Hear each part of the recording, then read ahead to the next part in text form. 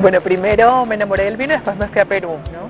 Aunque antes, primero también amaba la gastronomía peruana, ¿no? Mi mamá es peruana y bueno, el cariño por Lima viene de toda la vida, ¿no? Por Perú, viajando siempre para allá, yendo de vacaciones, yendo en distintos momentos, hasta que después que me empecé a interesar en el vino, en Venezuela todavía, tuve muy buenos maestros, digamos, de vida en el vino, amigos relacionados con la gastronomía en Venezuela. Siempre fue para nosotros algo muy natural, para mi familia también, papá uruguayo, mamá peruana, como que la sazón estaba ahí y el vino también venía un poco de familia, sobre todo relacionada al consumo, ¿no?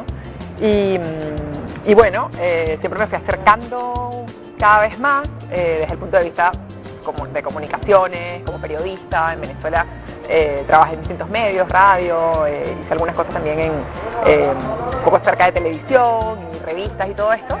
Cuando ya me enganché con el vino, decidí irme a estudiar y al momento de regresar ya era cerca de 2010, 2011 y la cosa ya estaba complicada en Venezuela y bueno, decidí, dije Lima debe ser mi próximo destino así como natural.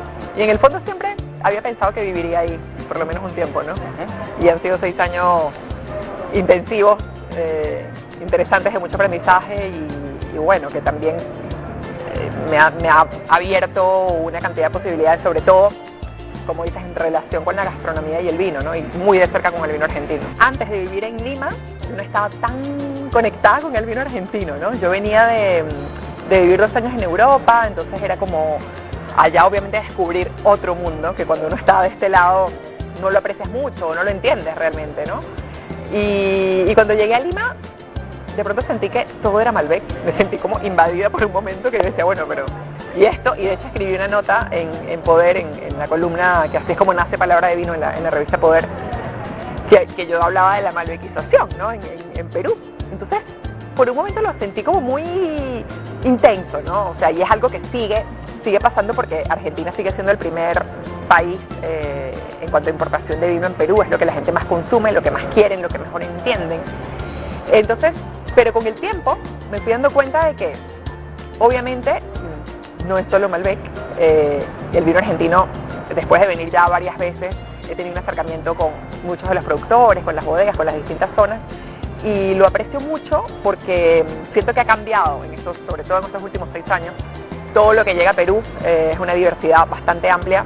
Sobre todo me sorprende el tema de los blancos, de las variedades blancas, cómo se han puesto como mucho a la par quizás con países como Chile, que bueno, salvando las diferencias, Chile tiene mucho foco en la parte de los vinos blancos, ¿no? Sauvignon blancos, ese tipo de variedades que al final los representan bien y que acompañan también como alternativa buena a la gastronomía. Por ejemplo, platos como el ceviche, que a mí me encantan, con un Sauvignon blanco, con un albariño, ¿no? Con variedades así distintas. Creo que Argentina está como posicionándose también en esa área, en ese nivel, ¿no?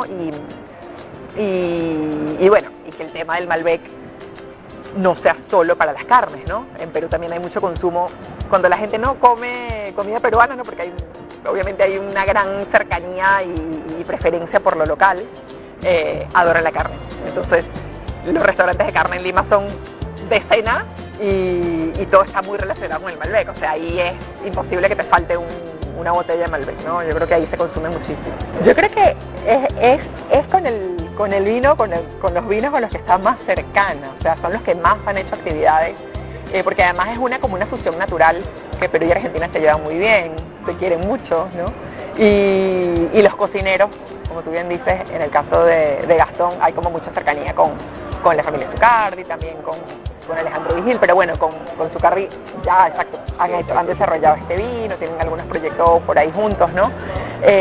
Entonces es como muy natural. La gente de Wines of Argentina también está bien activa en Perú y por lo menos 1 o 2 veces al año hacen algo importante, como el Wine Fest, que van todos los enólogos. Se hace esta alianza, ¿no? Entre la gastronomía y el vino argentino. Pero bueno, a mí me gustaría que eso, o sea, yo creo que tiene que ser un tema de convencimiento, de cultura, de que aumente la cultura del vino en Perú, ¿no? Porque admiran también mucho lo de afuera, como pasa en muchos sitios, ¿no? Y para mí también es muy natural, por ejemplo, comerme un ceviche con un vino peruano, ¿no? Que también hay y que son buenos. Entonces, es como empezar como también a redescubrir todo esto y tener más apertura, ¿no? Porque hay platos que la gente todavía no concibe comer con vino, les cuesta, prefieren un pisco sour o prefieren Inca Kola, ¿no? Que al final es súper dulce, ¿no? Entonces como que ahí contra eso es difícil pelear, ¿no? Pero por lo menos ya uno va logrando que tenga la Inca Kola, pero al lado del vino, ¿no? Entonces bueno, poco a poco.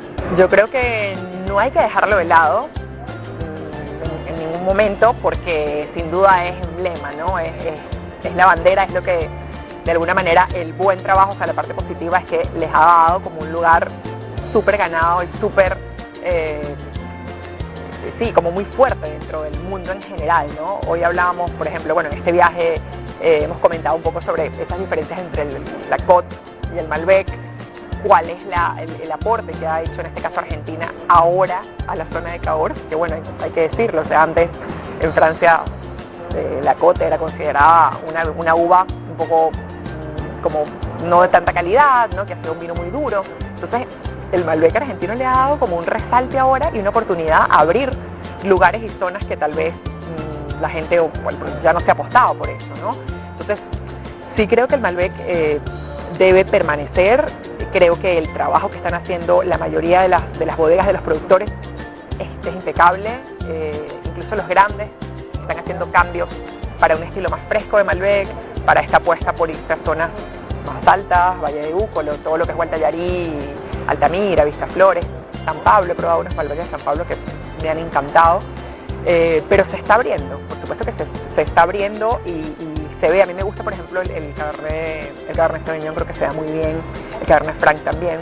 Todavía son variedades que están en minoría, ¿no? O sea, se produce poco, hay pocas hectáreas plantadas, pero sí creo que por ahí hay una oportunidad y en las variedades blancas también, ¿no? O sea, hablando solo de Mendoza, pero hablando de Patagonia, el Semillón, el Riesling, o sea, hay cosas súper interesantes, Pinot Noir, que son de por sí vinos que a veces de manera natural acompañan mejor ciertos platos, ¿no? Entonces yo creo que eso es lo interesante, ¿no? Es tu destilado bandera, es parte de su identidad, para ellos es lo natural, o sea, ellos nacieron con el pisco en sus venas, o sea, es la historia, es la cultura, es el puerto de pisco, ¿no? O sea, es como, si uno va a Perú, sí, la gente habla de pisco y es como que no piensas ni siquiera, es algo muy natural, ¿no? O sea,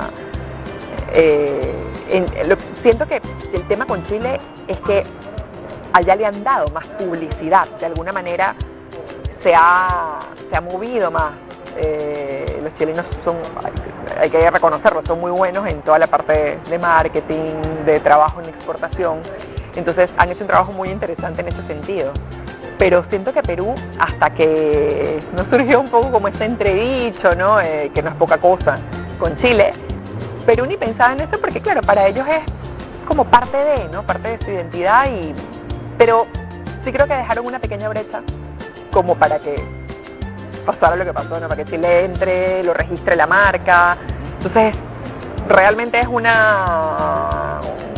altercado, un problema que no le veo mucha salida. Difícil lo de mover y ver alternativas con el pisco porque, como tú dices, es algo como bien puro en su esencia, ¿no? Entonces ellos sienten que si lo cambias un poquito, te mueves un poquito para acá o para allá, se pierde, ¿no? Perú se ha diferenciado también por eso, es como muy claro que no rectifican, que no pasa por barrica, que es de estas variedades pisqueras, ¿no? Entonces, pero dentro de eso hay mucha riqueza porque evidentemente son muchas uvas, cada una con su perfil aromático, y después en el caso del acholado, que es un blend, en el caso del mosto verde, que es otro estilo, ¿no? De pisco mucho más, si se quiere, con volumen, elegante, ¿no? Entonces, sí, yo creo que por ahí tal vez no, pero como alternativa al pisco, por ejemplo, están ahora trabajando un poco más sobre la recuperación de las mistelas, ¿no? En base a quebranta, por ejemplo, ¿no? Pepe Moquellazo siempre está buscando cosas un poco diferentes, entonces es un brandy ahora también en base a quebranta. Entonces, como para hacer un twist, ¿no? Pero claro, son pasos o atrevimientos así como muy aún tímidos, ¿no? Y creo que sí falta un trabajo mayor de organización, de atención a lo que es la ley para el pisco, el Consejo Regulador. Se necesita mucho más control, se necesita mucha más orden ahí para los productores, porque hay un tema que creo que por ahí Perú podría avanzar mucho más si hay más unión. Pues son 3 o 4 productores grandes, un poquito más, y después hay decenas y decenas de chiquitos. Entonces hay mucho trabajo por hacer ahí, ¿no? Pero la cosa es ponerse de acuerdo y que se cumplan las normas, que se cumpla la ley para que realmente las cosas se hagan bien y uno sí pueda seguir creciendo también.